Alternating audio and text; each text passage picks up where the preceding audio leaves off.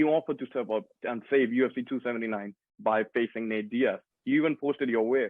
And we heard that you accepted the fight. UFC offered it to you, and you were on standby. What was the phone call like with the UFC?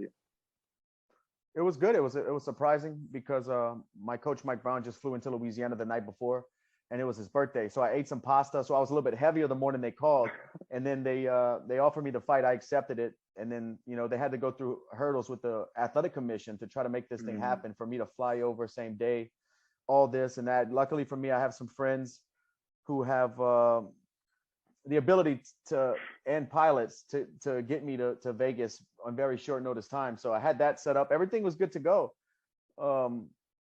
But I think it was ultimately came down to the athletic commission. Tony had already weighed in, and they just wanted to go that way instead. But I did accept, and I did speak to the UFC, and they were very thankful that because this isn't the first time that they've called me to fight Nate on short notice, and it's not the first time I've accepted. So they told me, we appreciate you always being down, and that's it. That's it. Yeah, you and Nate Diaz were booked for a fight previously too. So does an outing with Diaz, is that something that will interest you maybe outside of the UFC?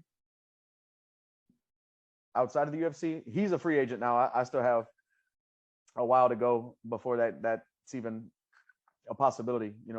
I still have a few fights, actually a good bit of fights left on my contract.